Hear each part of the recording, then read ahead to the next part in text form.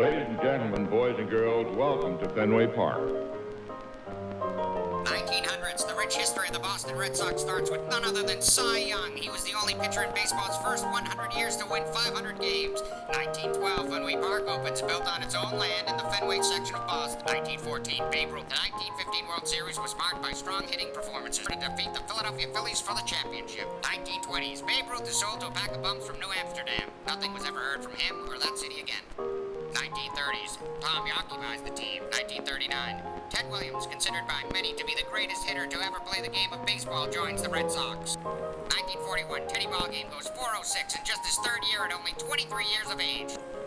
1942, Johnny Pesky. If anyone can say he eats, sleeps, and breathes Red Sox baseball, it is Johnny Pesky. 1953, a record-breaking day giving new meaning to the term seventh inning stretch. The Red Sox scored 17 runs in one inning against the 1961, a highly touted rookie from Long Island stepped into the hallowed 1964, Tony Caligliaro.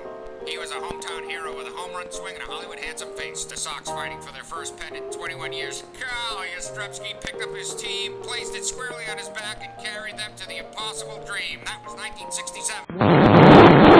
1970. It all began just 2 miles from here, 1325 Commonwealth Ave. 5 friends shacked up in this 2-bedroom apartment in the summer of 1970. They ate bologna, had a Great Dane, and watched Mel Brooks movies. The rest, as they say, is history. Hey, Boston! 1970, the band travels down to NYC to kick some Yankee ass and put a show on for Clive Davis at Max's Kansas City. The next day, they get a record deal.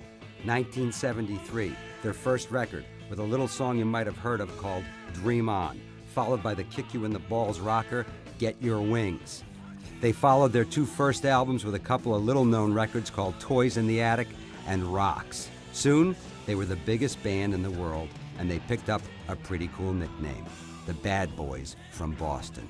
Being the biggest band in the world doesn't come without its bumps in the road, and in 1979, Joe Perry got traded to the St. Louis Cardinals. Shortly after that, Brad Whitford was hip to the game and got traded to Montreal for Stan Pappy.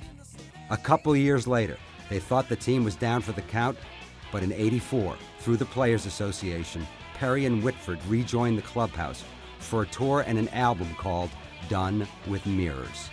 1985, they made a small dent in the musical landscape when they teamed up with a couple of kids from Queens and started a whole new genre of music. After rigorous training sessions and batting practice, the band resurfaces with 1987's Permanent Vacation. Platinum, baby. A couple more small albums, Pump and Get a Grip, follow, to bring these guys back to becoming the biggest fucking band in the world. Again.